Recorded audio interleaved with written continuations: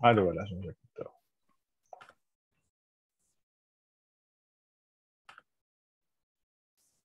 Bonsoir tout le monde, bienvenue.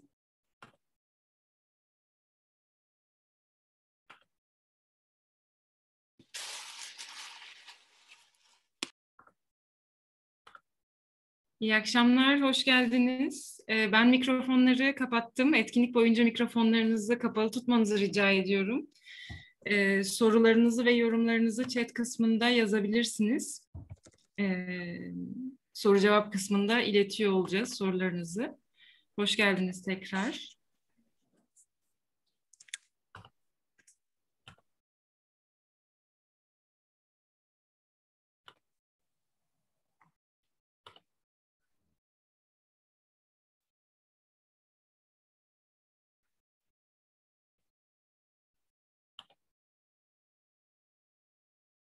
Bonsoir tout le monde, bienvenue. Nous allons attendre encore quelques secondes pour que tout le monde puisse rejoindre le Zoom. Merci de votre patience. Etkinliğimiz Fransızca olacak ama simultane çeviri var her zaman olduğu gibi. Başlamadan hemen bunu da hatırlatmış olayım. Simultane çeviri fonksiyonundan faydalanmak için Zoom'un son versiyonunu kullanıyor olmanız gerekiyor. Emin değilseniz son versiyonu kullandığınızdan ya da kullanamazsanız çıkıp güncelleyip hemen geri gelebilirsiniz. Daha önce kullanmamış olanlar için kısaca açıklayayım. Ekranın altında sağdan üçüncü olarak görünüyor. Enterpretasyon ya da çeviri yazıyor hangi dilde kullandığınıza bağlı olarak. Ona tıkladığınızda Fransızca ve Türkçe olarak iki seçenek çıkıyor. İstediğiniz dilde oradan dinleyebilirsiniz. Dediğim gibi mikrofonları kapattım herkesin. Sizin de etkinlik boyunca kapalı tutmanızı rica ediyoruz. Her türlü soru ve yorumunuzu bize chat kısmından yazabilirsiniz. Kısa bir süre daha bekleyeceğiz herkesin katılması için. Ondan sonra başlayacağız.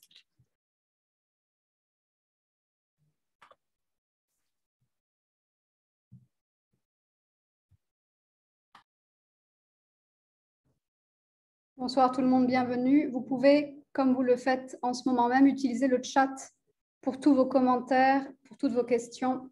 N'hésitez pas. Nous avons le bonjour de quelqu'un à Bruxelles. Bienvenue. Izmir aussi, bienvenue.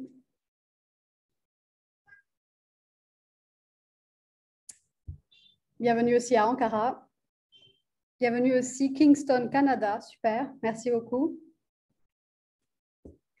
Alors, je pense que nous pouvons commencer.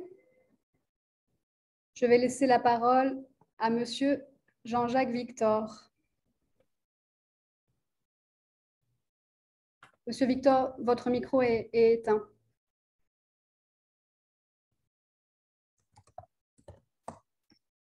Il est toujours éteint, votre micro. Attendez. Maintenant, c'est bon? C'est super.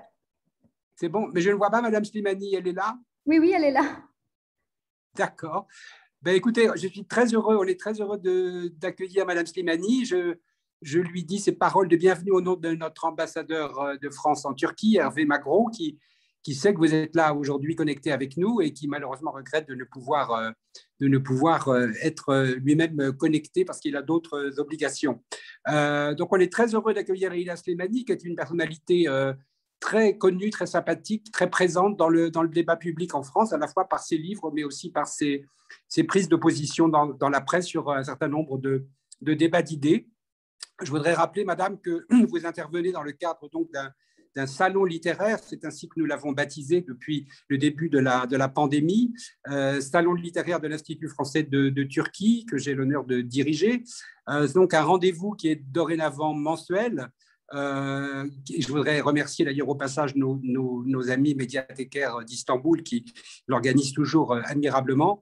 Donc rendez-vous mensuel qui rassemble des centaines de personnes chaque mois. Vous êtes donc la bienvenue chez nous, Leïla Slimani. Vous suivez de près Amin Malouf que nous recevions au mois d'avril et vous précédez Vinciane Després, que nous recevrons au mois de juin. C'est donc une programmation éclectique, comme vous le voyez, comme l'est aussi d'ailleurs, je dirais, votre œuvre. Je ne sais pas si Yiyit Benner, que je n'ai pas vu, va vous présenter, mais très brièvement, pour les personnes qui ne vous connaîtraient pas, je rappellerai que vous êtes née à Rabat, que vous êtes donc une journaliste et une écrivaine franco-marocaine. Et donc, c'est donc encore une fois un grand honneur pour nous de vous accueillir. Je rappellerai que vous avez obtenu le prix Goncourt, mais tout le monde le sait, mais je le rappelle quand même, c'est toujours utile de le dire, en 2016 pour Chanson douce, votre deuxième roman, qui est traduit en turc. Et je voudrais saluer votre traductrice, qui je crois est présente ce soir parmi nous, Aylin Yengin. Donc vous avez 2 livres traduits en turc qui ont eu, je crois, un grand succès. Donc Chanson douce aux éditions Ayrinti et Dans le jardin de l'ogre aux éditions Kirmizi Kedi. Voilà, nous sommes donc très heureux de vous accueillir et très impatients de vous écouter. Et je voudrais aussi rappeler malgré tout que vous êtes, ce qui n'est pas non plus négligeable, la représentante personnelle du président de la République pour la francophonie et la promotion de la langue française. Donc je ne sais pas si vous souhaiterez vous exprimer sur cet aspect-là, mais c'est évidemment pour nous qui portons évidemment la flamme francophone en Turquie, et nous sommes à la fin d'un grand printemps de la francophonie qui a été en gros quand même chamboulé par la pandémie, mais qu'on a réussi malgré tout à maintenir à distance. Donc nous serions aussi très intéressés de vous écouter sur ce rôle de représentante personnelle de la francophonie. Voilà, encore une fois, un grand merci à vous d'être parmi nous ce soir, et je souhaite que nous ayons un échange sympathique, fructueux et fécond avec vous. Merci beaucoup. Merci beaucoup, merci pour vos mots et merci pour votre accueil. Merci Leïla, merci infiniment. Je suis très heureuse d'être avec vous en Turquie d'une certaine manière, virtuellement, mais presque là avec vous. Merci infiniment en tout cas d'avoir accepté l'invitation. Merci à vous. Yiyit, c'est à vous. Je ne vois pas Yiyit, il n'est pas là. Votre micro est éteint, Monsieur Benner. Hop, c'est ouvert maintenant, voilà. Oui. Merci beaucoup Jean-Jacques Victor. Bonsoir. Bonsoir. Bonsoir à toutes et bonsoir à tous. Mes fidèles complices Sarah et Mathilde et moi-même, nous sommes heureux de vous accueillir pour un nouveau salon littéraire de l'Institut français qui commence aujourd'hui un peu plus tôt que d'habitude, une fois n'est pas coutume. Donc ça fait maintenant plus d'1 an que nous contournons les contraintes imposées par la pandémie pour nous retrouver dans ces salons virtuels grâce au dynamisme des 3 antennes de l'Institut menées par leurs directeurs, nos amis Sébastien de Courtois à Ankara, Christian Schnell à Istanbul et José Maria Queiroz à Izmir, ainsi qu'au directeur de l'Institut français de Turquie, Jean-Jacques Victor, que nous venons d'entendre. Donc ce soir, nous avons le très grand plaisir d'accueillir une écrivaine non seulement très talentueuse, mais également très courageuse par ses prises de position dans le débat public. Bonjour Leïla Slimani, bienvenue parmi nous. Leïla Slimani est une écrivaine à multiples facettes que le public turc ne connaît qu'à travers 2 de ses romans, donc Dans le jardin de l'ogre et Chanson douce, dont nous allons parler tout à l'heure. Et à ce propos, nous avons aussi le plaisir d'accueillir Madame Aylin Yengin, qui est la traductrice de ce 2e roman. Bonjour Aylin Yengin. Comme vous le savez tous maintenant, l'Institut français de Turquie a la tradition de mettre à l'honneur les traducteurs et les traductrices qui sont des passeurs indispensables sans lesquels la culture et la littérature en particulier ne pourraient pas voyager.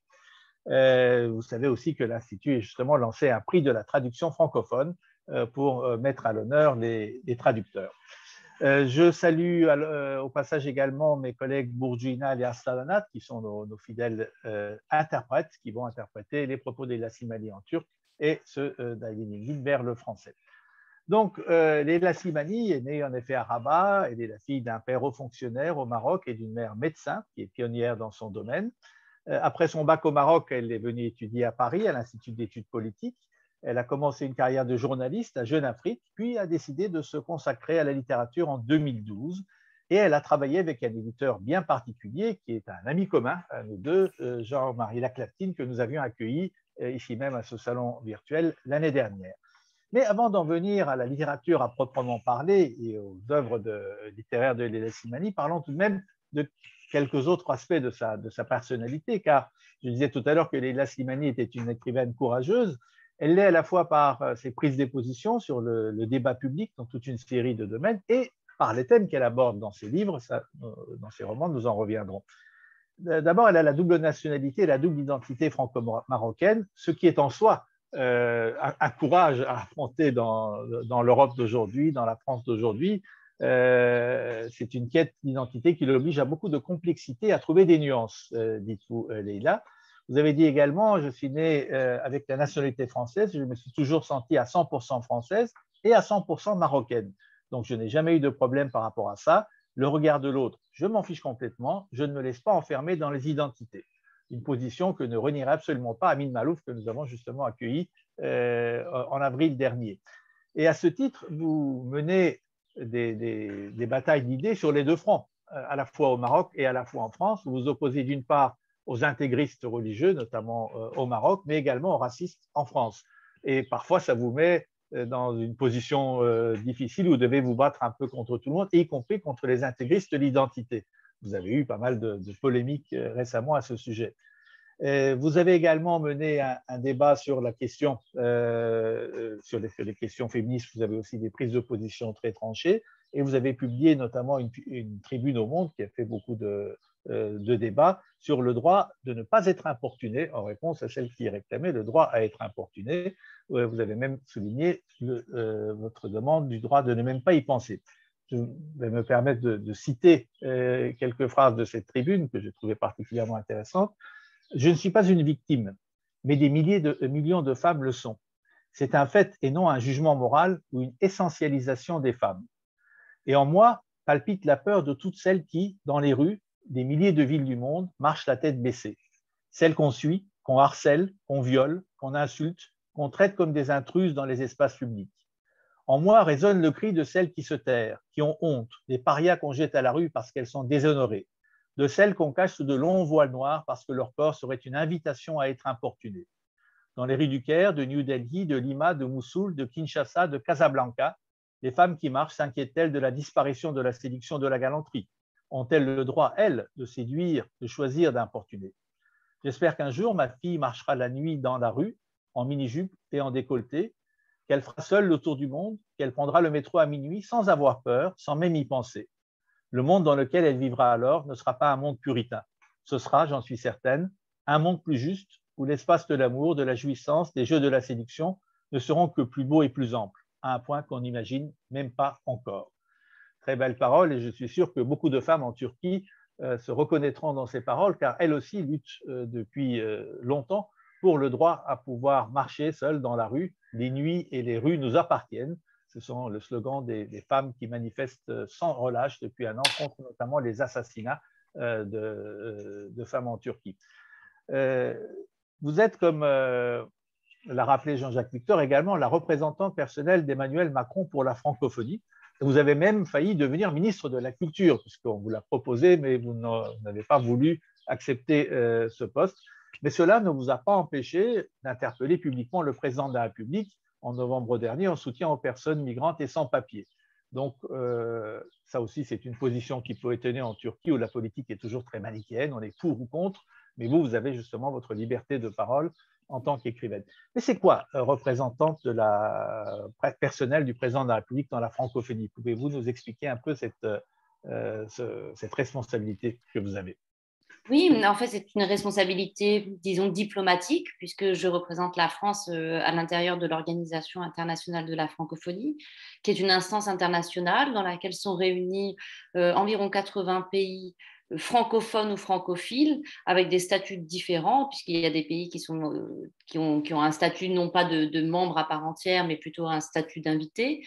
Mais c'est une instance multilatérale où, et évidemment, dans l'époque qui est la nôtre, toute instance multilatérale est bonne à prendre et toute discussion avec des pays où on peut essayer de déminer des sujets très, très complexes voilà, sont évidemment importants. Donc, l'OIF est un espace diplomatique et un espace de négociation, mais dont le cœur est la défense et la promotion de la langue française, plus largement la défense et la promotion de l'éducation pour tous, en particulier pour les filles et pour les femmes. Et donc, nous mettons en place un certain nombre de programmes qui permettent la diffusion du français. Nous mettons aussi en place des programmes d'ordre, comme je le disais tout à l'heure, plus politiques, plus diplomatiques, comme des surveillances de processus électoraux en Afrique. Donc, c'est une instance qui est très riche, très complexe, dans laquelle il y a des universités, il y a un média comme TV TV5 Monde, il y a différentes instances à l'intérieur.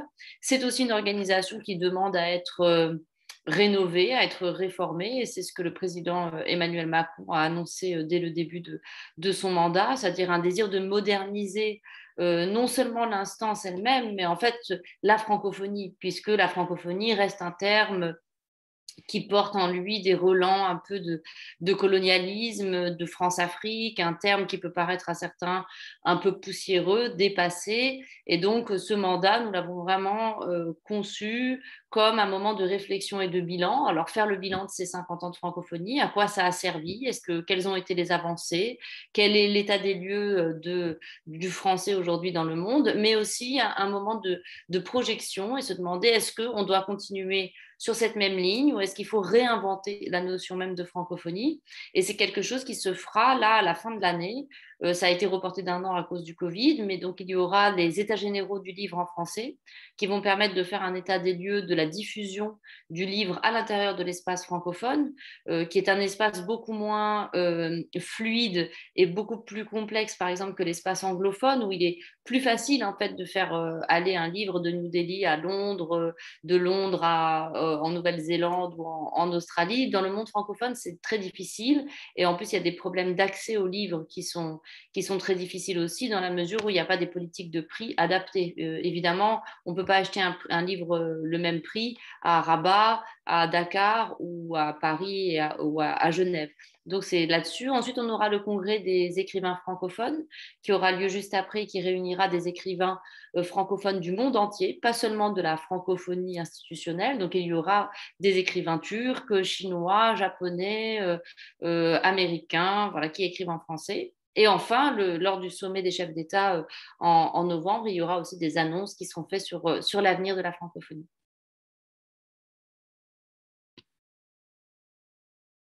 Microphone, voilà. Donc, merci beaucoup pour toutes ces informations. Donc, c'est une responsabilité diplomatique que vous menez de pair avec votre activité d'écrivaine. Vous êtes au service de la francophonie sur les deux fronts. D'une part par vos écrits et d'autre part par ce rôle de représentante. Pour en venir maintenant à votre activité en tant qu'écrivaine, vous avez décidé à un moment de votre carrière de journaliste de vous lancer dans la littérature. Qu'est-ce qui vous a poussé à faire ce choix et quel a été le rôle justement de Jean-Marie Laclaftine, d'un éditeur de qualité, disons en général, au-delà de Jean-Marie Laclaftine, dans cette démarche? Honnêtement, quand j'y repense, je me dis que c'était une forme d'inconscience. Parce que je ne sais pas si aujourd'hui j'oserais faire ce que j'ai fait à cette époque-là. J'étais journaliste, je travaillais dans un journal que j'aimais beaucoup, avec une équipe qui me plaisait. Je pense que je faisais du bon travail. En tout cas, mes patrons étaient plutôt contents de moi. Donc, les choses allaient bien. Mais j'avais un petit garçon et c'est vrai que c'était une époque où c'était beaucoup plus difficile de voyager avec un enfant très petit. Donc, j'étais un peu frustrée de pouvoir moins partir en reportage, moins voyager. Et je ne sais pas, comme j'avais toujours eu envie et toujours eu la conviction que j'allais écrire et que j'écrirais des romans, je voyais le temps un peu passer, je voyais que j'allais avoir 30 ans et que j'avais toujours pas écrit ce fameux roman dont je parlais à tout le monde en disant un jour, tu verras, je serai écrivain. Et peut-être par une espèce d'orgueil ou par défi, j'ai voulu savoir si j'en étais vraiment capable. Je pense que je rêvais d'une vie plus grande, d'une vie plus intense. Je rêvais de quelque chose qui est du panache et j'avais le sentiment qu'être écrivain, c'était la chose la plus extraordinaire qui pouvait exister. Donc, vraiment, par inconscience, je me suis jetée dans le vide et puis je me suis mise à écrire. Donc, voilà, je ne saurais pas vous donner d'explication rationnelle à tout ça. C'est vraiment, effectivement, une sorte de coup de folie. Et Jean-Marie Laclaftine a été vraiment essentiel dans ce coup de folie puisque j'ai commencé par écrire un premier manuscrit et j'ai un très bon ami écrivain marocain qui s'appelle Abdellah Taya qui m'a donné le contact de son éditeur. Il est édité au Seuil. Et donc, j'avais envoyé mon manuscrit et l'éditeur du Seuil m'avait convoqué en me disant que le roman n'allait pas, le roman n'était pas publiable, mais bon, que j'avais quelque chose, j'avais une plume, il fallait continuer à travailler. Donc, c'était à la fois encourageant et quand même un peu déprimant parce que je ne voyais pas le bout de tout ça. Et effectivement, mon mari, me voyant très déprimée, très dépitée, me dit « Mais tu devrais t'inscrire dans un atelier d'écriture de Gallimard », ce que j'ai fait.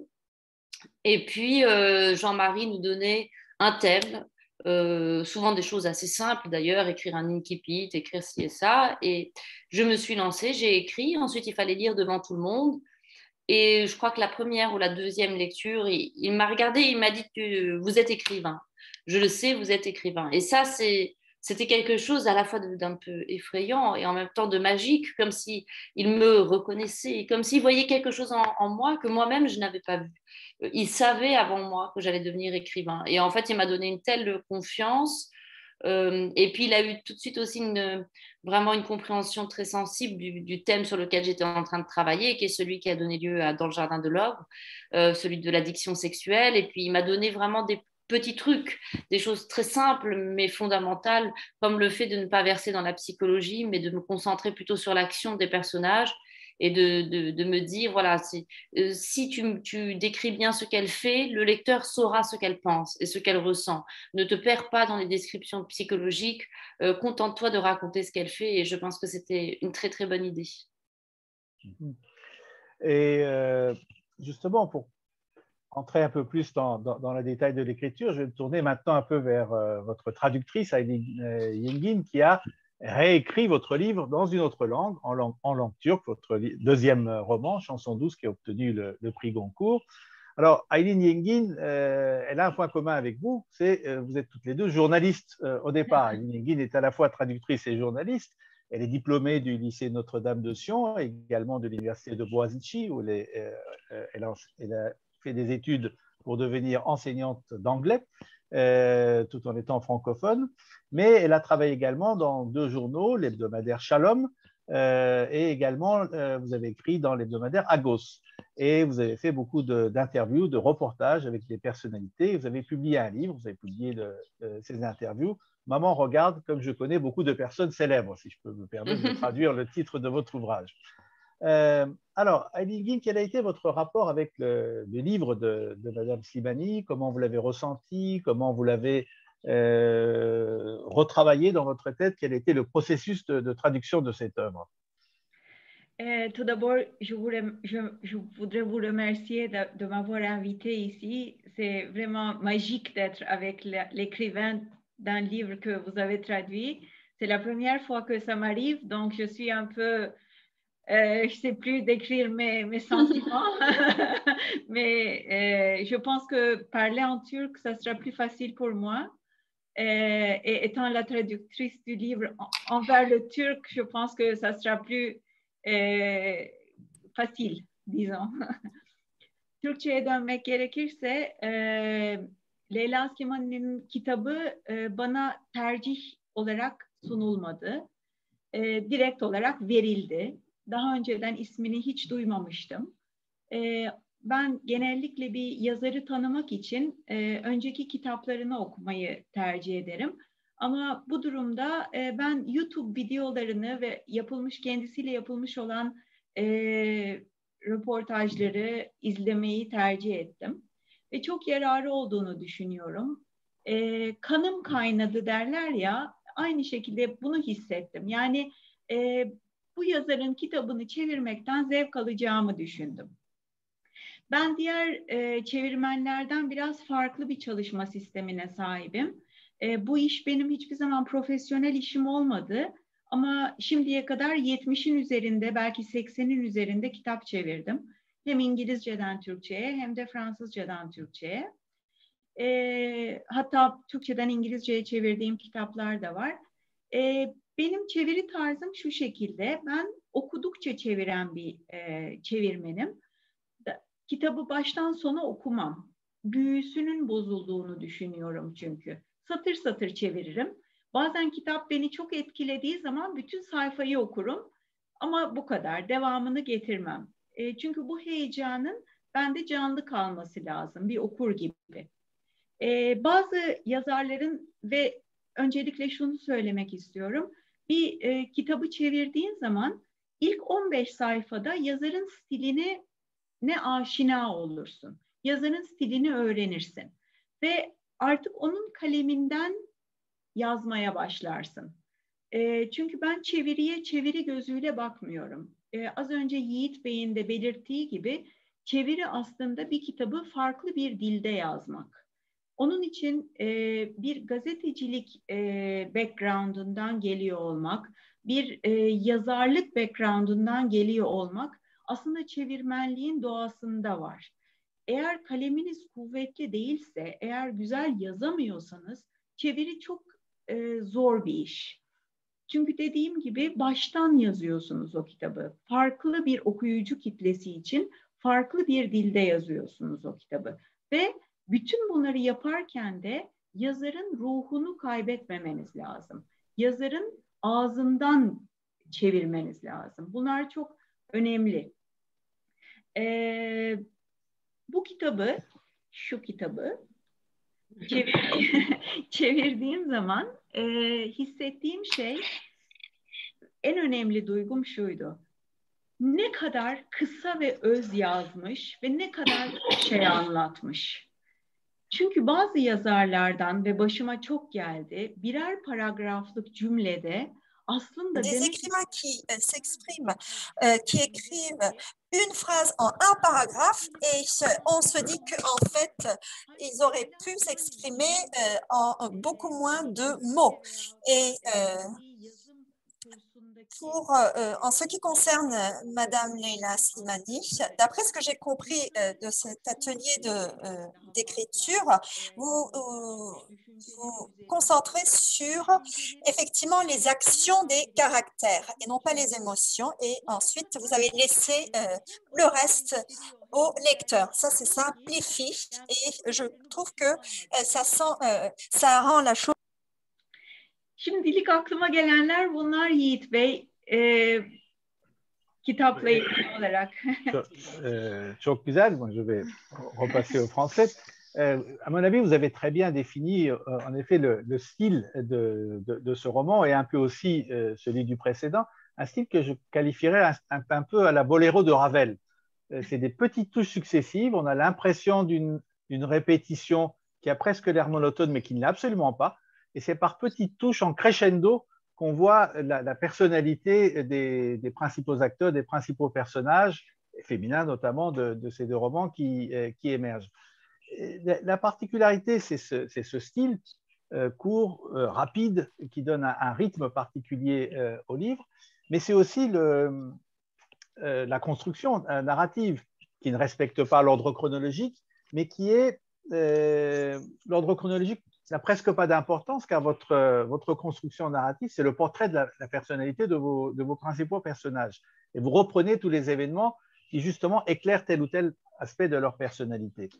Les thèmes que vous avez abordés dans ces deux premiers romans sont également extrêmement puissants et courageux, dirais-je, car ce sont des thèmes qui restent encore tabous dans beaucoup d'œuvres littéraires, dans beaucoup de pays. La sexualité de la femme, l'addiction sexuelle, oui, mais à travers ça, le désir de la femme, la façon dont la femme pourrait exprimer son désir.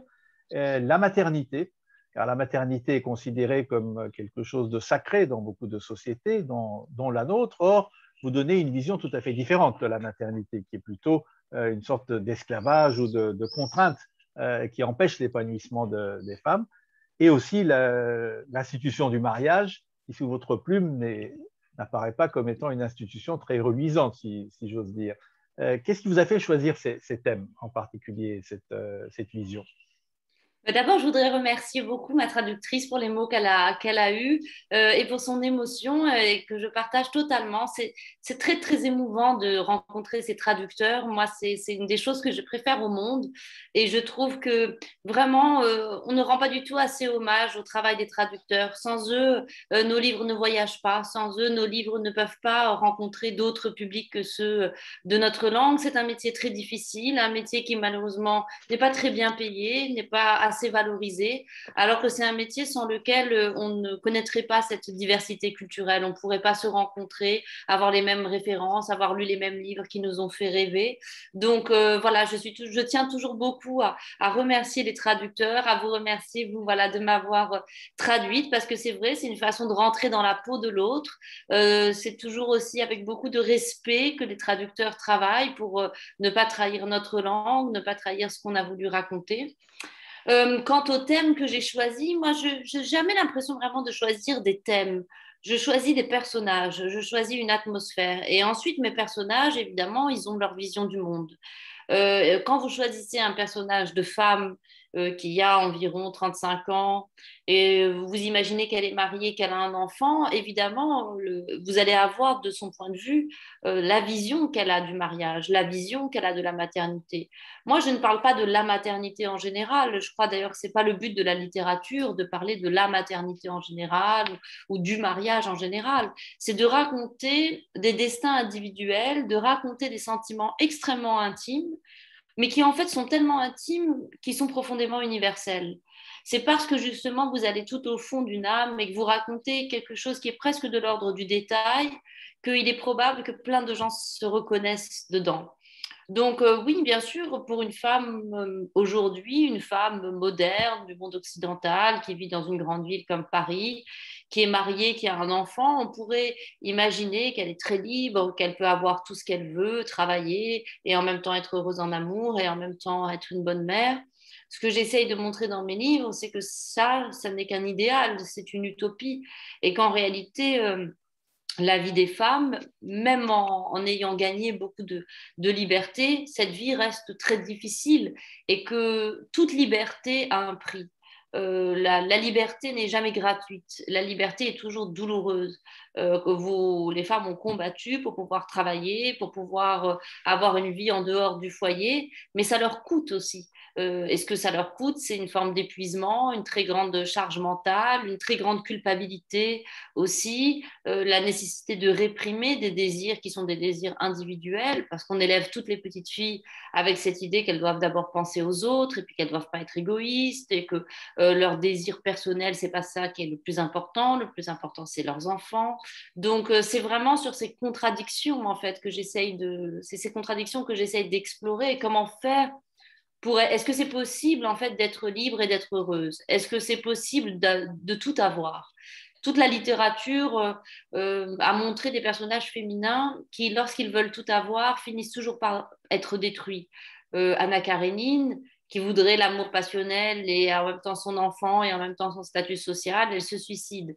Madame Bovary, qui voudrait elle aussi tout, c'est-à-dire l'amour, la passion, elle finit elle aussi par mourir. Il y a cette idée que finalement la société finit toujours par punir les femmes qui en veulent trop et que donc il faudrait d'une certaine façon toujours baisser un peu ses attentes, ne pas être trop désirante. Donc c'est ça en fait qui m'intéresse. Mais les personnages de ces deux romans subissent aussi le contre-coup de leur désir et de leur volonté d'indépendance. Elles le payent très cher l'une et l'autre, je dirais. Adèle, dans Le Jardin de l'Ogre, finit par être totalement asservie à son mari, qui la prend en faute, entre guillemets. Comment expliquez-vous ce basculement du personnage qui mène une double vie au départ, cachée, et puis tout d'un coup, dès qu'elle est découverte, là, elle rentre, sauf la fin du roman que je ne dévoile pas pour ceux qui n'ont pas encore lu, mais qui change totalement de vision. Comment on peut s'exprimer ces deux versants? Parce qu'au fond, je pense qu'il y a un moment où elle n'a qu'un désir, c'est d'être découverte. Vous savez, parfois, je crois que je le dis d'ailleurs à un moment dans le roman, ça fait longtemps que je ne l'ai pas lu, mais en fait, elle lui en veut de la croire. Parfois, c'est une forme de violence de croire des gens qui nous mentent. On a tous eu autour de nous des gens qui ne sont pas bien et vous leur dites comment tu vas, ils disent non, non, non, mais tout va très bien. Et on fait semblant de les croire parce que ça nous arrange. Parce qu'on n'a pas envie d'aller chercher, on n'a pas envie d'avoir leur mal-être en face. Et au fond, elle voudrait qu'on la découvre parce qu'elle est comme un toxicomane ou comme un alcoolique qui sent qu'il va trop loin et qui va détruire sa vie. Et puis, ce que je voulais aussi mettre en avant, mettre en scène, c'est le désir finalement d'une forme d'asservissement. C'est une femme qui n'a pas envie d'être un sujet, c'est une femme qui a envie d'être un objet, à la fois sur le plan sexuel, mais même dans sa vie. Elle n'a pas envie de prendre de décisions, elle n'a pas envie d'être celle qui décide. Et donc, quand son mari, finalement, l'installe dans cette situation qui est une quasi-séquestration, elle le supporte à la fois comme une punition et en même temps comme un soulagement, en se disant de toute façon, je n'ai plus le choix. Et si je n'ai plus de liberté, eh ben, je n'ai plus de frustration, puisque de toute façon, voilà, je n'ai plus à décider. Donc, et ça, en fait, c'est présent dans tous mes livres. Je pense que même dans mon dernier livre, à un moment, le personnage de Mathilde, dans Le pays des autres, dit je suis, qu'elle se sent libre justement de ne plus avoir à choisir. Et ça, je pense que c'est quelque chose qui revient chez tous mes personnages. Le fait que la liberté, c'est quelque chose de vertigineux et que parfois, on peut préférer ne pas être libre. Alors, je crois qu'il y a quelqu'un qui a ouvert son micro. Oui, oui. Voilà, il faut faire attention. Il y a quelqu'un qui a ouvert son micro et avec un petit enfant à côté, mais je ne sais pas qui c'est. Donc, je vous préviens. Voilà. La liberté a un prix, justement, et ce prix, parfois, est trop élevé à payer. C'est bien ça aussi, un peu ce que… Bien sûr, et ça, moi, je l'ai vu même en tant que journaliste ou en tant qu'essayiste, quand j'ai écrit mon texte Sexe et mensonges sur le Maroc et qui réunit des témoignages de femmes. En fait, je me suis rendu compte que beaucoup de femmes qui avaient fait le choix de s'émanciper, d'être libres et tout, ce qui m'a beaucoup surpris, c'est que beaucoup d'entre elles l'ont regretté. Beaucoup d'entre elles m'ont dit, au fond, j'ai pas fait le bon choix. J'aurais mieux fait d'accepter, j'aurais mieux fait de m'adapter parce que ma liberté me coûte trop cher. Je suis devenue une paria, je me sens marginalisée. Il faut jamais confondre la liberté et le bonheur. C'est pas parce qu'on est libre qu'on est heureux. Ça serait merveilleux si c'était comme ça.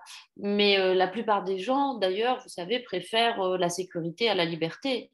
La plupart des gens préfèrent le confort à la liberté ou même l'argent à la liberté.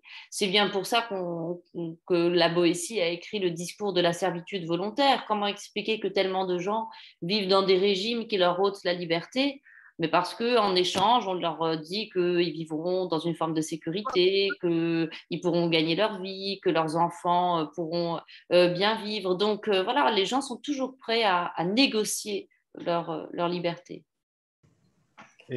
Et à y renoncer dans telle ou telle circonstance. Absolument.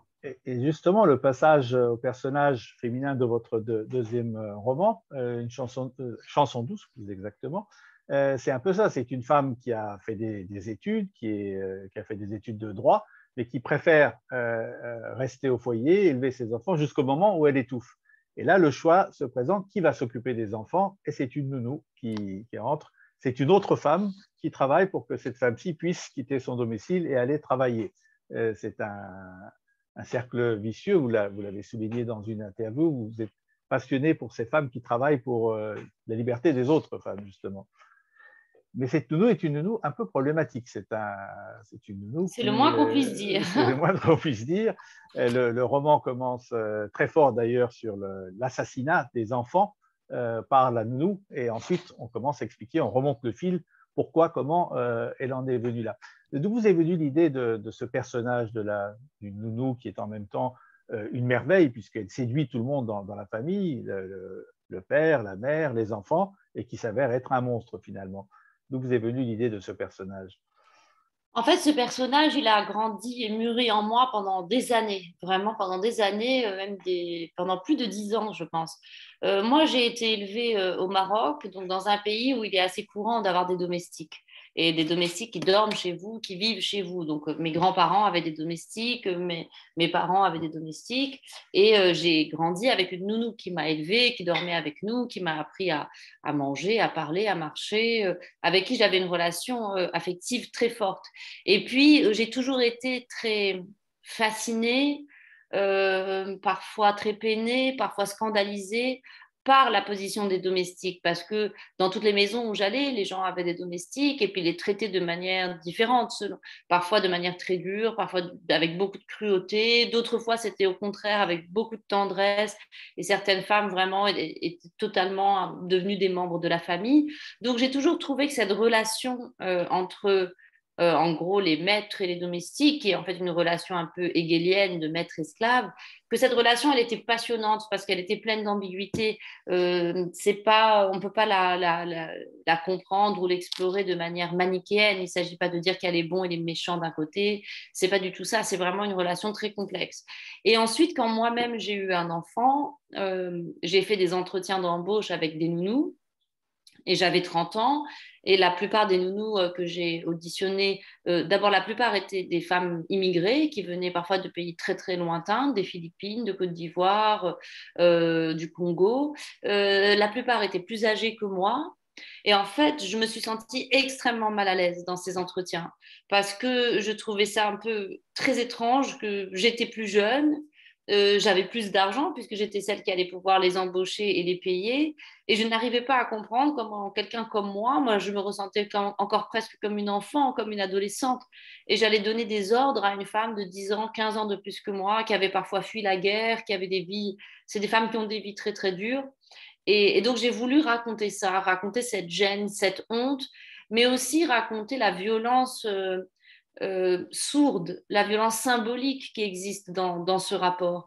Parce que vous lui demandez de travailler pour vous, vous lui demandez de prendre soin de ce qu'il y a de plus cher à vos yeux. Donc, elle a une forme de pouvoir sur vous, mais vous aussi, vous avez un pouvoir sur elle, puisque vous êtes la personne qui l'a payée, vous pouvez la renvoyer. Vous voulez qu'elle aime vos enfants, mais vous ne voulez pas qu'elle les aime trop. Vous voulez que vos enfants l'aiment, mais vous ne voulez pas qu'ils l'aiment trop non plus, parce qu'elle doit rester à sa place. Et c'est donc une relation vraiment extrêmement compliquée et du coup extrêmement passionnante, mais dans laquelle il y a toujours, au fond de notre tête, il y a toujours à un moment ce doute. On se dit comment c'est possible, j'ai confié mes enfants à quelqu'un qu'en fait je ne connais pas, dont je ne sais rien, et qui pourrait très bien utiliser mes enfants pour se venger de moi sur n'importe quelle raison, pour un problème de dispute comme pour un problème en fait de classe sociale. Donc c'est ça qui m'a motivée à travailler là-dessus.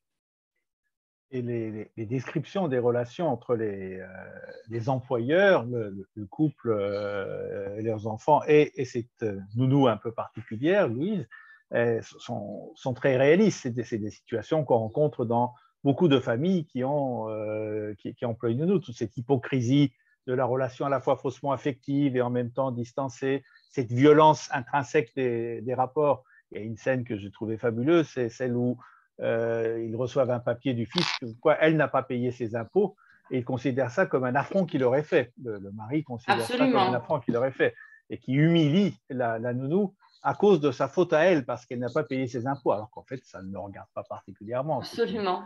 C'est l'honneur de la famille en jeu.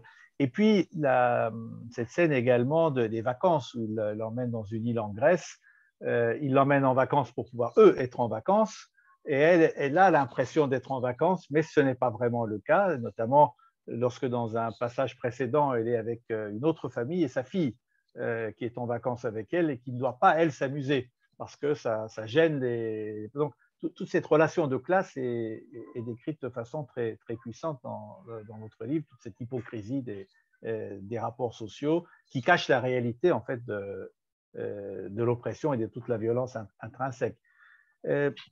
Vous avez donc, je pense aussi, dans ces deux livres, une critique très forte de toute l'hypocrisie, justement, des relations mondaines, des relations de la petite bourgeoisie ou de la bourgeoisie, aussi bien entre eux et avec les personnes qu'ils emploient. D'où vous vient également ce regard caustique sur ces rapports de classe? D'abord, sans doute parce que je fais partie de cette classe sociale, donc je la connais bien et je connais mes propres défauts. Donc, au fond, quand je fais ces critiques ou quand je juge de cette ironie, je l'utilise aussi contre moi-même. Il y a certaines phrases horripilantes qui sont dites dans le livre, qui sont des phrases que j'ai sans doute moi aussi prononcées, mais je pense que quand on est écrivain, c'est ça qui compte, c'est aussi d'être capable de se remettre en cause et d'être capable de connaître ses propres défauts et les défauts de la classe sociale à laquelle on appartient. Mais je n'utiliserai pas forcément le terme d'hypocrisie parce que hypocrisie, il y a une forme de jugement dedans. Or, moi, j'essaie de ne pas juger mes personnages. J'essaye simplement, parfois je me moque d'eux, mais toujours avec une forme de tendresse. En tout cas, j'essaye de ne pas les juger. Donc, je ne sais pas s'ils sont hypocrites, je dirais plutôt qu'ils sont très gênés, ils sont pleins de contradictions. Ils pensent quelque chose, mais ils n'arrivent pas à l'appliquer dans les faits. Donc, c'est plutôt ça que de l'hypocrisie. Tous ces rapports-là. L'institution des nounous, il y a une version turque qui était très, très en vogue dans les années 50-60, c'était ce qu'on appelait en Turquie evlatlık, des familles d'origine paysanne ou des familles d'origine modeste plaçaient leurs filles, des adolescentes en général, dans des familles pour qu'elles jouent le rôle de la nounou. Voilà. Et qu'elles soient élevées comme les enfants de la famille. Je ne sais pas si ça existait au Maroc aussi, en France, je ne pense pas, enfin, pas sous cette forme-là. Ça a engendré aussi beaucoup de relations très compliquées, où elle était élevée comme un enfant de la famille, mais tout en sachant qu'elle ne l'est pas. Et en général, c'est jusqu'à l'âge du mariage où elle jouait ce rôle d'esclave à domicile et finalement, elle finissait par être mariée à un bon parti, meilleur que ce qu'elle aurait obtenu si elle était restée dans sa famille d'origine, en tout cas. C'est un peu comme ça que ça fonctionnait à l'époque. Au Maroc, ça existe aussi. Absolument, ça existe aussi. On ramène des très jeunes filles. Bon, alors, la plupart du temps, d'ailleurs, elles ne se marient pas. C'est des jeunes filles qu'on amène comme ça pour qu'elles fassent partie de la famille. Alors, en général, c'est dans des fratries. On en choisit une dont on sait qu'elle ne se mariera pas. Et elle sera toute sa vie dans cette maison et elle s'occupera des gens. Alors, ce qui est en plus terrible, c'est que c'est des filles qui ne se marieront pas effectivement, qui n'auront pas d'enfants, qui auront d'ailleurs la plupart du temps pas de relation avec un homme. Donc, moi, j'en ai connu beaucoup. Vous imaginez, c'est des femmes à 60 ans qui n'ont jamais connu même la tendresse, évidemment la sexualité, et ça crée aussi des pathologies. Hein. C'est des femmes qui ont souvent des vieillesses très difficiles et qui ont très grande, ça peut générer une très grande frustration et une très grande violence. Passons maintenant à votre dernier roman, celui publié après, mais qui n'a pas encore été traduit en turc, Le pays des autres, qui est le premier volet d'une trilogie, avez-vous expliqué, et qui s'inspire, si j'ai bien compris, de l'histoire de votre grand-mère maternelle. Pouvez-vous un peu nous en parler pour le public turc qui ne connaît pas encore ce livre? Oui, tout à fait. C'est l'histoire d'un couple qui s'appelle Mathilde et Amine. Mathilde est une jeune Alsacienne qui, à la fin de la Seconde Guerre mondiale, va rencontrer un soldat de l'armée coloniale, Amine, dont elle tombe follement amoureuse, si amoureuse qu'elle décide de l'épouser et qu'elle le suit au Maroc et elle part avec lui s'installer dans une ferme. Et de cette ferme, ils vont essayer de faire une exploitation florissante, ils vont essayer d'élever leurs enfants, sauf qu'ils vivent pendant la colonisation, donc dans une période très, très difficile où il y a beaucoup de racisme, beaucoup de rejet et où évidemment un couple mixte a beaucoup de mal à s'intégrer. Et c'est donc un peu l'histoire aussi de votre grand-mère? Absolument, voilà. Oui, c'est inspiré un peu de ma grand-mère. Qui a vécu cette histoire-là aussi. Très bien. Venons maintenant aussi à votre tout dernier livre qui vient d'être publié très récemment, que j'ai sous la main, Le parfum des fleurs de la nuit, que vous avez dédicacé à Jean-Marie Laclaftine d'ailleurs, j'ai bien vu, à Jean-Marie Laclaftine qui m'a fait naître écrivain, avez-vous dit, ainsi qu'à Salman Rushdie. Et quel est ce livre? C'est un livre imposé, un projet qu'on vous a soumis et que vous avez accepté, mais qui contenait des contraintes au départ. Pouvez-vous un peu nous en parler? Oui, c'est un livre, comme on dit, de commande, puisque c'est un livre qui m'a été commandé. L'idée était de m'enfermer dans un musée pendant une nuit. Et de cette nuit d'enfermement, d'en faire un livre, une réflexion, une déambulation comme ça dans le musée, d'où je devais tirer un texte, mais très, très libre. Hein, je pouvais vraiment écrire tout ce que je voulais. Et voilà, c'est un texte qui parle beaucoup de littérature, qui parle beaucoup de mes angoisses d'écrivain, de ce que c'est qu'une vie d'écrivain. Et c'est un texte aussi qui parle un peu de mon père, qui parle de l'enfermement. Voilà. Très bien. Et une toute dernière question avant de passer aux questions de la salle.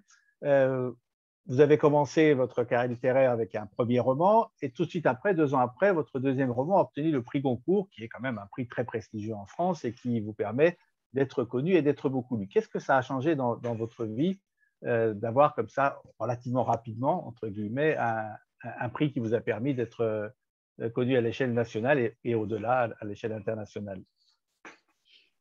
Je pourrais vous dire d'une certaine manière que ça a tout changé parce que, évidemment, ma carrière n'a plus la même portée ou la même densité. J'ai été beaucoup lue, j'ai été beaucoup interviewée, j'ai été beaucoup sollicitée, j'ai pu voyager dans le monde entier. Donc, évidemment, ça a changé en quantité, je dirais, en densité, ça a modifié ma carrière. Je ne saurais jamais ce qui se serait passé si j'avais pas eu ce concours, à quoi aurait ressemblé ma vie, à quoi auraient ressemblé mes livres. Ce qui est certain, c'est que j'aurais continué à écrire avec autant de passion. Ce qui s'est passé d'étrange, c'est que moi, j'ai eu ce prix avant de l'avoir voulu. J'ai même pas eu le temps de le désirer et je l'avais déjà. Puisque moi, j'ai publié mes 2 premiers livres vraiment, mais de manière en étant totalement, non pas indifférente, mais pour moi, c'était le tout début de ma carrière. Il fallait que je devienne écrivain. Je n'imaginais absolument pas possible de pouvoir recevoir un prix comme celui-là. Donc, voilà, c'est une surprise. Mais moi, peut-être parce que je suis marocaine, je crois beaucoup au destin. Je ne crois pas du tout que les choses... Enfin, je ne cherche pas d'explication rationnelle. Je ne cherche pas à savoir si je l'ai mérité ou pas parce que je n'aurai jamais la réponse. Ce que je sais, c'est que c'était écrit. Et donc, je me contente de suivre ce que le destin a décidé pour moi. Mais je crois vraiment à ça, que c'est le destin qui décide. Dans beaucoup d'interviews, vous disiez justement que vous ne vous rendiez pas compte vraiment que vous aviez eu le Goncourt, que vous avez mis beaucoup de temps à le comprendre. Mais ça n'a pas changé la façon dont vous écrivez, je pense. Bah, j'espère pas.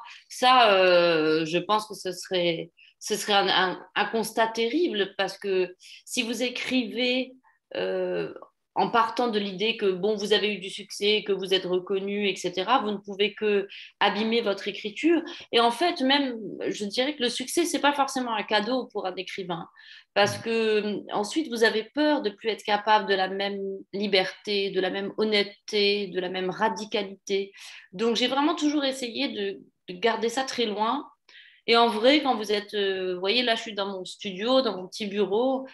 Quand je monte dans mon bureau et que je me mets à écrire, je me dis pas, oh là là, Leïla, t'es pris Goncourt, c'est génial. Je pense pas à ça. Ça m'est indifférent. La seule chose qui m'intéresse, c'est est-ce que j'arriverai au bout de la page, est-ce que j'arriverai au bout de la scène, est-ce que mes personnages sont vivants, est-ce qu'ils existent. Il y a que ça qui compte. Le reste, c'est du blabla. Enfin, ça rentre pas dans la vie de l'écrivain, je pense. Tout à fait, tout à fait. Je me tourne un peu maintenant vers Sarah et Mathilde. Avez-vous déjà commencé à récolter les questions de la salle? Merci beaucoup. Oui, il y a pas mal de questions hein, pour une fois. D'habitude, on a moins de questions. Donc, merci tout le monde. Alors, je vais remonter dans le chat. Je vais remonter dans le chat. J'ai une question. Vous avez peut-être une première question, Mathilde, pendant que tu regardes dans le chat. C'était une question qui a été posée au tout début. Oui. Qu'avez-vous pensé de l'adaptation cinématographique de votre roman Chanson douce? Alors, moi, j'ai bien aimé le film. Je m'entends très, très bien avec la réalisatrice, Lucie Borletot, qui a fait, je trouve, un très bon travail. Le scénario a été écrit par Maïwenn, qui avait fait, elle aussi, un excellent travail. Et je trouve que la performance de Karine Viard dans le rôle de la nounou est vraiment, vraiment très, très bonne. Merci. Mathilde, tu as une question ou je continue? Oui, j'en ai une autre. Je pense que c'est la même personne qui a posé cette question, la première question. Donc, pourquoi ce titre, Chanson douce, un hommage à la chanson d'Henri Salvador, point d'interrogation, une chanson douce que me chantait ma maman, 3 petits points. Oui, c'est ça. Bien sûr, il y a une référence à la chanson d'Henri Salvador, mais surtout, c'est la comptine la plus connue. C'est la comptine qu'on chante tous à nos enfants. Et ce que j'aimais bien, c'est l'idée que, vous savez, quand vous chantez une chanson à un enfant, d'un coup, il se met à s'endormir. Bon, d'abord, vous lui chantez parce qu'il a peur. Les enfants, au moment où vous les mettez au lit, ils sont toujours angoissés, ils ont peur des monstres, du noir. Donc, vous leur chantez cette chanson pour les apaiser, pour leur dire qu'il ne faut pas avoir peur. Et vous voyez l'enfant s'endormir, et d'un coup, l'enfant est très, très vulnérable. Vous pouvez lui faire tout ce que vous voulez. Donc, la chanson douce, c'est une chanson à la fois douce, effectivement, mais en même temps, c'est une chanson dangereuse. C'est une chanson qu'on chante pour endormir les gens, pour les hypnotiser. Donc, il y a cette idée de quelque chose de double. Donc, j'aimais bien le fait que ce titre soit très doux, très tendre, alors que le texte lui-même est un texte plutôt violent. Oui. Alors. Merci. Après, il y a aussi une question qui est posée presque à chaque fois, mais quels sont vos auteurs préférés? Moi, j'ai toujours beaucoup de mal à répondre à cette question parce que il y en a tellement que je pourrais y passer la journée et puis préférer. En fait, c'est comme si vous me demandiez quel est mon enfant préféré. Bon, là, en ce moment, j'en ai un que je préfère, mais je ne peux pas le dire. Mais voilà, on ne peut pas vraiment dire quel est son préféré. On les aime tous, mais on les aime pour des raisons très différentes. Qu'est-ce que je peux vous dire? Je peux vous dire que les auteurs russes sont sans doute les auteurs qui ont le plus compté pour moi. Dostoïevski, Tolstoï, Tchekhov, Gogol, Bounine.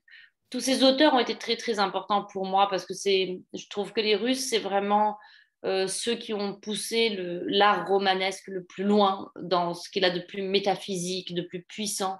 Et ça m'a beaucoup fascinée.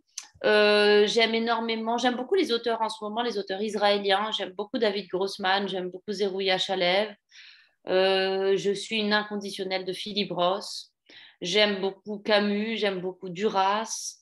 J'aime énormément Faulkner. J'aime tous les auteurs du sud des États-Unis. Faulkner, Flannery O'Connor, William Styron me touchent énormément.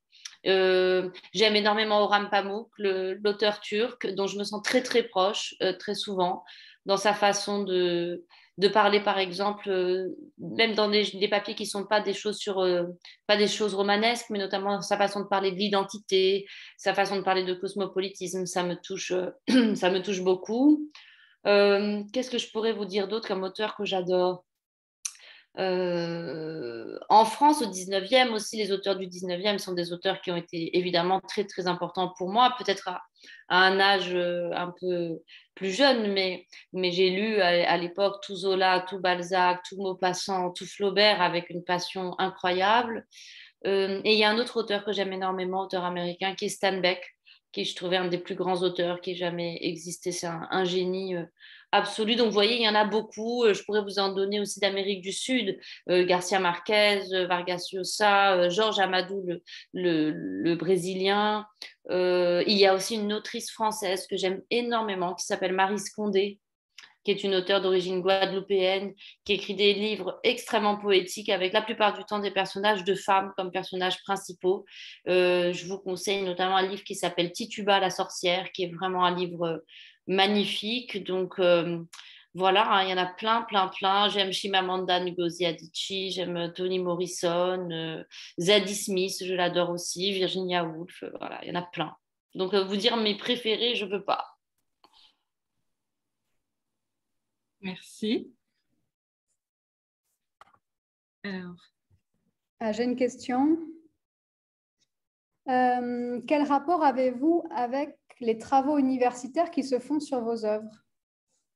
Un rapport assez lointain. Je sais que ça existe.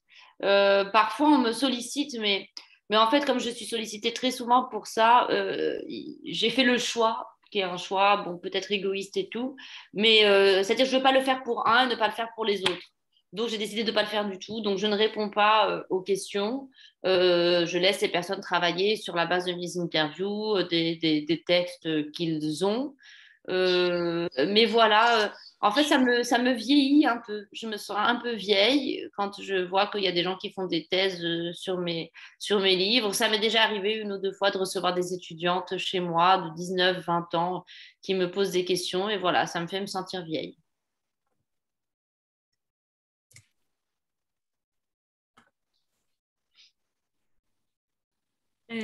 J'ai aussi une autre question. Ouais.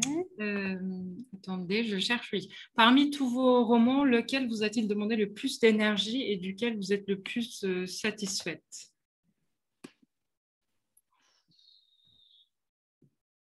Satisfaite, aucun, parce que être satisfait par un livre, je pense que c'est impossible, puisque tout travail d'écriture est un travail de frustration. On n'écrit jamais le livre qu'on voudrait écrire, on écrit toujours un livre beaucoup moins bien que le livre qu'on voudrait écrire. Mais je dirais que c'est le pays des autres qui m'a demandé le plus de travail et le plus d'énergie, parce qu'il m'a demandé d'abord un travail de documentation historique que je n'avais pas fait pour d'autres romans. Il m'a demandé aussi de recréer une époque, une atmosphère, puis de me replonger dans les souvenirs de mes grands-parents, de tous les récits qu'on m'avait racontés enfant. Donc c'est peut-être celui-là qui a été le plus difficile. C'est pas vraiment le mot difficile parce que écrire c'est toujours difficile, donc tous les romans sont difficiles, mais celui-là, voilà, il y avait des difficultés supplémentaires. Merci beaucoup. Sarah, tu vois d'autres questions? Je suis un peu perdue dans les remerciements dans le chat également. Vous avez... C'est ce que j'allais dire. Je pense qu'il faut quand même qu'on le dise à Aileen Yenguin. Il y a beaucoup de remerciements à vous. Il y a beaucoup de participants qui ont dit c'est grâce à vous qu'ils ont découvert Leila Slimani. Donc, il y a beaucoup de remerciements. Donc, merci d'être avec nous ce soir, mais merci d'avoir traduit ce livre. Moi, je vous remercie parce que c'était un plaisir de traduire ce livre. Je peux le dire honnêtement. Il y a certains livres, quand je les traduis ou quand je les lis, je me dis, mais vraiment, comment ils ont pu écrire ça?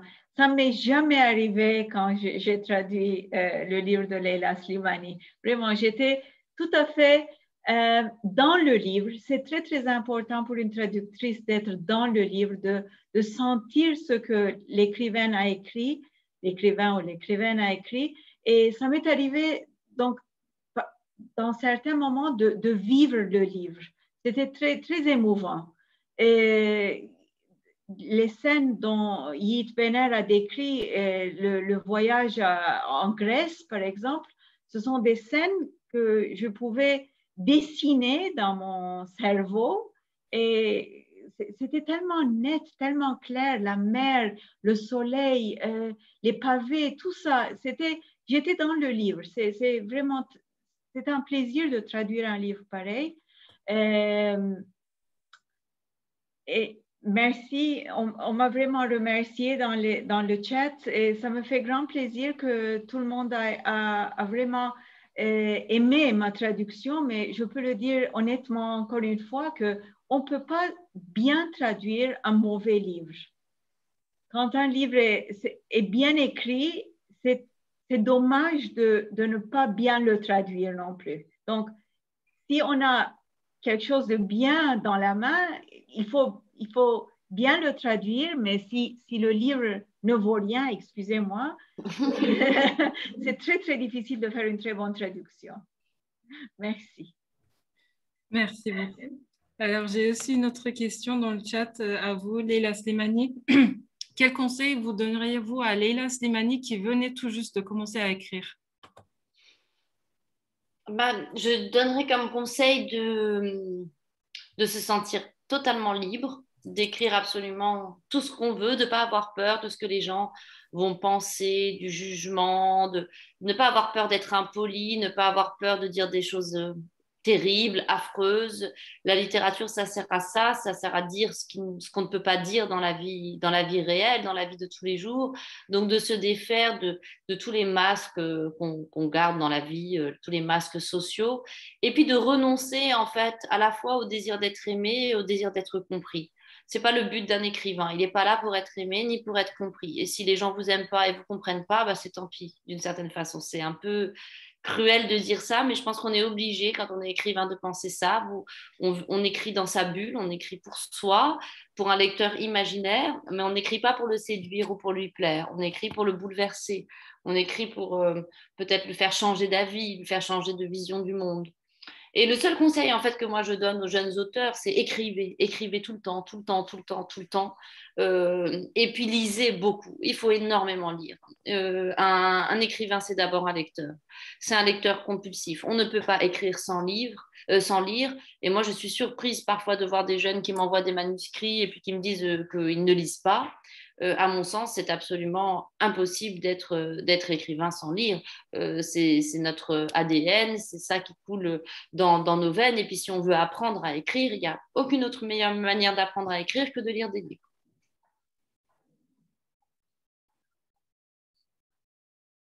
Beaucoup. Alors, je regarde encore dans le chat s'il y a des questions qu'on a oubliées. J'en ai à propos du Maroc, j'en ai une. Alors, Madame Slimani, vous avez dit dans certaines entrevues que le Maroc ne vous rend pas l'amour que vous lui portez. Est-ce que le dernier roman a changé la perception de vos œuvres là-bas? Avez-vous des retours de lecture des lecteurs marocains? Alors, j'en ai quelques-uns, mais le livre est sorti 3 semaines ou 4 semaines avant le premier confinement. Donc, je n'ai pas pu retourner au Maroc depuis 1 an. Je n'ai pas pu faire la tournée que je devais faire dans tout le pays avec ce livre. Et puis, moi, je ne suis pas présente sur les réseaux sociaux, sur aucun réseau social, donc je ne sais pas du tout ce que les gens disent, commentent, etc.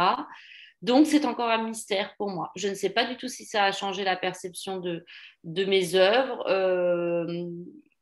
J'en doute, je ne sais pas. Bon, il faudra voir. J'irai voir sur place et puis je vous dirai. D'accord, merci beaucoup. Peut-être pour en brancher là-dessus, justement, mais quelle est la différence de la perception, surtout de vos deux premiers romans, au Maroc et en France? Est-ce que le fait d'avoir justement cette double identité fait que sans doute vous êtes perçu de façon différente dans les deux pays, en fonction de l'identité du lecteur? Est-ce que le lecteur marocain a un regard différent sur ces deux premiers livres par rapport au lecteur français? Je pense qu'en France, on me voit de manière plutôt positive, c'est-à-dire comme la gentille arabe, la gentille musulmane qui s'est bien intégrée et puis qui mange du jambon, qui boit de l'alcool, qui est pas dangereuse, qui est pas une sauvage folle furieuse, qui porte pas le voile, donc c'est bien, ça veut dire elle est libérée et tout. En plus, elle écrit des livres sur la sexualité, donc les Français, ils sont très contents. C'est vraiment pour eux, voilà, la preuve de l'intégration à la française. Donc, d'une certaine façon, ils me dénient un peu mon identité marocaine. Et les Marocains, c'est l'inverse. Les Marocains, ils considèrent que je suis trop française, que je suis trop francophone, que j'ai un mode de vie qui n'est pas assez marocain, que je ne suis pas assez dans les traditions et tout, et que donc, je ne suis pas une vraie Marocaine. Moi, je ne sais pas ce que c'est une vraie Marocaine. J'ai un passeport marocain, je suis née au Maroc. C'est vrai, dans une famille où on parlait le français et tout, mais je veux dire, ça ne change rien à ma nationalité et à mon identité, mais il y a du côté marocain cette idée de tu es parti, maintenant ce pays, tu ne le connais plus, tu ne sais pas de quoi tu parles, tu n'es pas une vraie Marocaine parce que tu es une bourgeoise. Bon, je vois pas vraiment le rapport entre les deux, mais voilà. Donc, c'est ça qui, de temps en temps, me blesse. C'est comme si cette idée de, voilà, d'être aussi intéressé par d'autres cultures, de parler d'autres langues, de s'intégrer ailleurs, faisait que vous étiez obligé de vous arracher. Moi, je crois qu'on peut être plein de choses en même temps. Je ne vois pas en quoi c'est gênant ou contradictoire. Et puis d'ailleurs, même si c'est contradictoire, on a tous en nous des contradictions.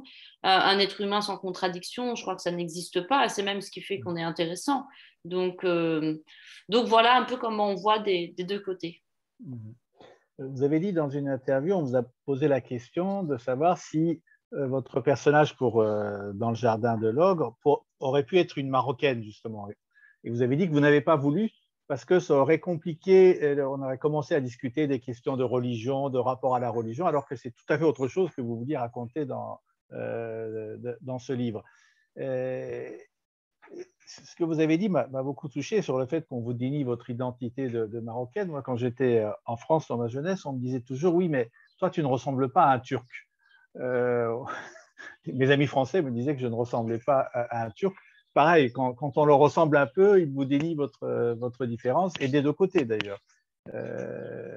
En Turquie, pareil, la réaction c'était qu'on était beaucoup trop étrangers, alors que quand on regarde le passé de chacun de ces pays, c'est beaucoup plus complexe que l'idée qu'on s'en fait a posteriori.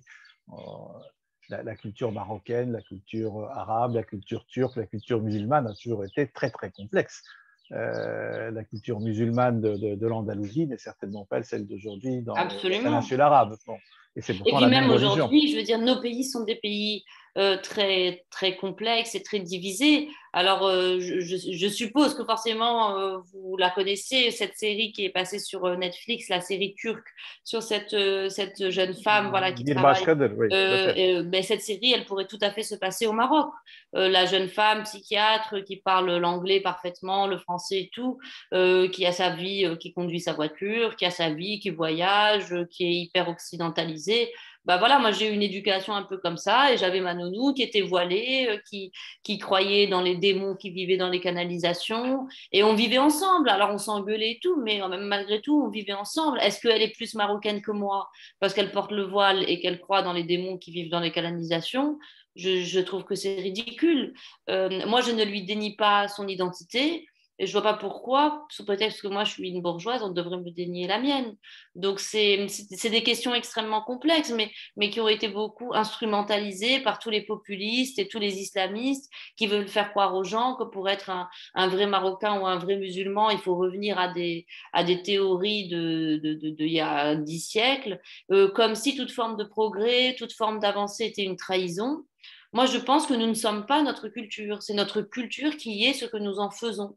La culture, c'est pas un bloc monolithique qui est donné et qui nous est imposé et qu'on doit supporter toute notre vie comme une espèce de... Non, pas du tout. C'est quelque chose qu'on doit modifier, éclairer, diversifier, transformer, interroger, critiquer parfois.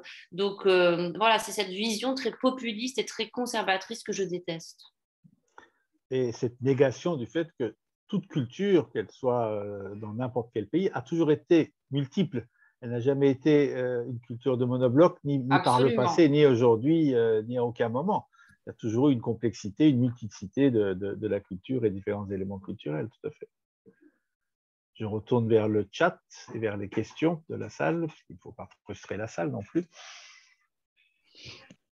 Alors, comme je disais tout à l'heure, il y a beaucoup de participants qui ont dit qu'ils vous ont découvert grâce à la traduction de votre livre Chansons douces de Hoşname. Et donc, il y a des questions sur votre dernier roman. Je ne sais pas si vous avez eu des nouvelles, mais il y a des questions sur est-ce que ça va être traduit en turc? Est-ce qu'il y a des maisons d'édition qui ont demandé ou ont acheté les droits? Honnêtement, je suis quelqu'un de très, très désorganisé. Et en plus, j'ai la mémoire d'un poisson rouge. Donc, je lis mes mails et après, j'oublie tout. Je réponds oui, non, truc. Donc, je ne sais pas du tout. Il faudrait que j'aille chercher dans mes mails pour voir si on m'a fait une proposition. Mais honnêtement, je ne sais pas. En tout cas, sachez qu'il y a une forte demande. Et bien alors, il faut le dire, voilà. Il faut le dire surtout aux éditeurs turcs, voilà. Exactement. Faites passer le message. C'est noté. Merci. Alors, Mathilde, tu avais d'autres questions? Je remonte encore dans le chat. Entre les remerciements, il y a quelques questions qui se promènent. Je crois que quelqu'un nous a posé 3 fois la même question. Pourquoi avez-vous commencé par la mort du bébé dans Chansons douces? Parce que ça m'aurait paru horrible de terminer par ça. Ça m'aurait semblé terrible d'écrire tout un roman dont le suspense est basé sur est-ce qu'elle va ou non tuer les enfants. Ça, je trouvais ça sordide et je trouvais que sur le plan littéraire, c'était pas intéressant. Et c'était pas, je dirais pas que c'est immoral parce que c'est pas la question, mais je trouvais que ça manquait d'intérêt, ça manquait d'élégance. Et ce que je voulais, en fait, c'est que le lecteur soit très impliqué dans la lecture du livre. Je voulais pas qu'il soit là en train de juger et qu'ils se disent oh là là, vraiment, elle est méchante la nounou, ou bien oh, ils sont vraiment stupides les parents. Je voulais qu'il ait peur. Je voulais qu'il se dise mon Dieu, mais qu'est-ce qui s'est passé dans cette famille? Comment c'est possible qu'on en soit arrivé là? Et que donc, comme lui, le seul à être au courant, les personnages ne savent pas, mais le lecteur, lui, sait très bien comment ça va se terminer. Un peu comme dans une tragédie grecque. Tout à l'heure, je vous ai dit que je croyais au destin. Ben, c'est un peu la même chose. Le destin est écrit, on sait qu'ils vont mourir. Donc maintenant, tous les personnages, enfin le lecteur regarde chaque personnage, chaque situation, en se disant mais est-ce que c'est là que ça a dérapé? Est-ce que c'est là qu'il y a eu une erreur? Pourquoi elle n'a pas fait ça? Pourquoi elle n'a pas dit ça? Et c'était vraiment pour voilà, donner au lecteur un rôle plus actif. Il y a aussi le fait que vous avez placé également dans la construction narrative des scènes du passé de la nounou de Louise. Absolument. Et que tout ne se joue pas dans cette famille. C'est comme une sorte d'enquête pour essayer de comprendre comment cette femme en est arrivée à devenir une meurtrière.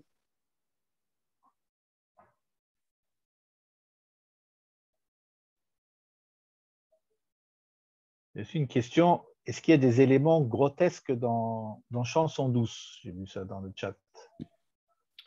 Sans doute justement dans les descriptions dont vous parlez tout à l'heure, de ce petit milieu qu'on appelle les bobos, donc dans les dîners qu'ils peuvent avoir, dans les conversations qu'ils ont autour des nounous, effectivement, il y a quelque chose de l'ordre du grotesque. Et parfois, la nounou elle-même, elle est un peu grotesque parce qu'elle se donne des airs de Mary Poppins, elle veut toujours s'habiller d'une façon un peu ringarde, quoi, très classique. Elle met des cols Claudine, elle a des petits chignons, elle veut vraiment entretenir la maison comme les femmes des années 50, préparer des bons repas, etc. Donc oui, elle a quelque chose de grotesque parce qu'en fait, elle joue un personnage, elle veut être quelqu'un qu'elle ne sera jamais.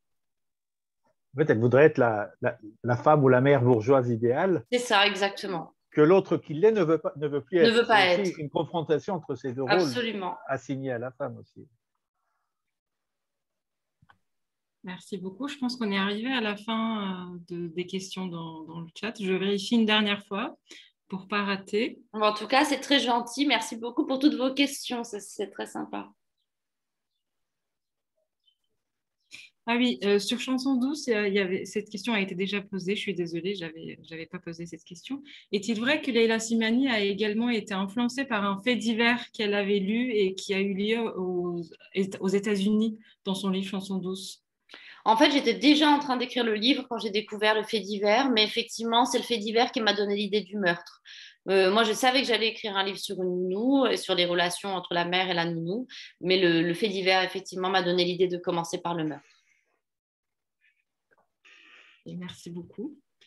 Voilà, je vérifie une dernière fois.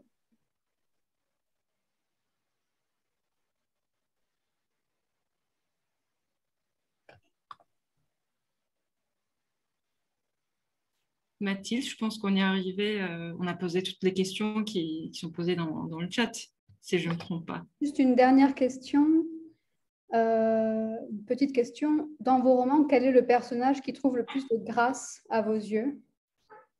Oh, ça, c'est impossible de répondre à cette question parce que j'aime tous mes personnages. Il n'y a aucun personnage qui ne trouve pas grâce à mes yeux. Je vis avec eux. Ce sont mes amis, ce sont mes confidents. Je les connais par cœur, je les aime. Parfois, Adèle, par exemple, du Jardin de l'Ogre, elle est encore très, très présente dans ma vie. Je pense souvent à elle. Il y a une phrase d'une écrivaine brésilienne qui s'appelle Clarice Lispector qui dit « La littérature sert à bénir des vies qui n'ont pas encore été bénies ». Et pour moi, c'est ça mes personnages. Ce sont des êtres que j'ai envie de bénir et que j'ai envie de protéger. Donc, ils trouvent tous grâce à mes yeux. Et c'est pour ça que j'écris aussi. C'est pour que pour chaque personnage puisse trouver une forme de grâce aux yeux des autres. Des personnages parfois qui, dans la vraie vie, seraient jugés ou mal aimés. Ils peuvent être aimés dans la littérature et dans les livres. Il y a aussi peut-être une certaine parenté entre les personnages, entre Myriam et Adèle, justement. Myriam est peut-être celle qu'Adèle est devenue. Enfin, Myriam pourrait peut-être devenir une Adèle plus tard, mais s'il n'y avait pas eu le meurtre des enfants. Il y a ces mêmes tentations qui les partagent à tel ou tel moment donné. Et vous avez la même tendresse envers les deux personnages dans Absolument. Alors, il y a aussi une question. Émancipation de la femme et destin sont-ils contradictoires? On peut croire à la fois à l'émancipation de la femme et au destin. Oui, absolument. Le destin, ça ne veut pas dire qu'il y a une absence de liberté. Ça ne veut pas dire que tout est décidé à l'avance et qu'il vous suffit de vous asseoir et d'attendre que ça arrive. Parce qu'il y a beaucoup de choses qui arrivent parce que vous faites des choix, parce que vous prenez des décisions, parce que vous partez, vous quittez, vous engagez, etc. Mais je pense qu'il y a malgré tout une part dans l'existence humaine, une part d'inexplicable, une part de nos vies sur laquelle on n'a malheureusement pas de prise. Parfois, c'est des choses dramatiques. Pourquoi d'un coup un accident, une mort, une disparition? Parfois, ce sont des choses fantastiques. Pourquoi lui, il a eu tout ça et puis il a eu de la chance, Donc, j'aime bien cette idée que tout n'est pas explicable, que tout n'est pas rationnel et que tout ne dépend pas de nous. Ça peut être triste, mais c'est aussi ce qui donne une forme de profondeur et de spiritualité à la vie dans les sociétés occidentales aujourd'hui qui sont très techniques, très scientifiques. Il y a cette idée que tout est explicable, que tout peut être compris. Or, un écrivain sait très bien que la plupart des choses ne sont pas explicables et que beaucoup de choses, on ne peut pas les comprendre. Et je pense que c'est important de ne pas avoir peur du mystère aussi qui fait partie intégrante de nos vies.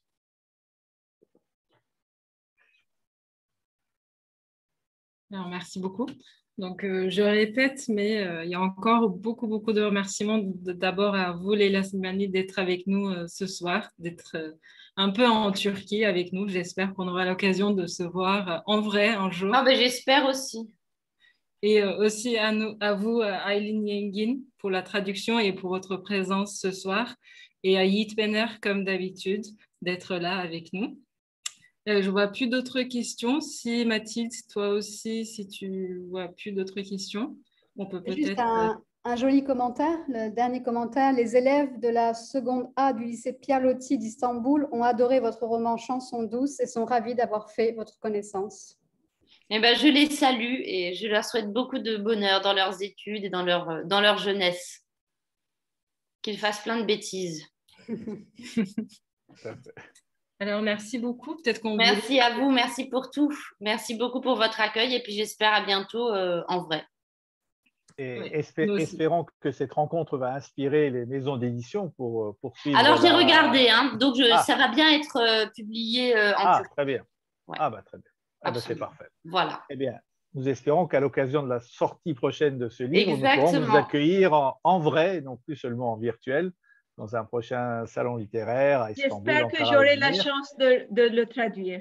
Ah, ben, j'espère aussi, vraiment, j'espère aussi. Je vous embrasse, merci pour tout. Merci beaucoup, Leila Slimani. Et au revoir. Le prochain salon littéraire aura lieu un peu plus tôt dans le mois de juin. Ce ne sera pas vers la fin du mois, ce sera le 16 juin. Et nous allons rencontrer Vinciane Desprez. Nous allons parler philosophie, nous allons parler de la nature. Que diraient les animaux si on leur posait les bonnes questions? C'est de ça que nous allons parler le 16 juin avec Vinciane Desprez, la philosophe et l'écrivaine belge.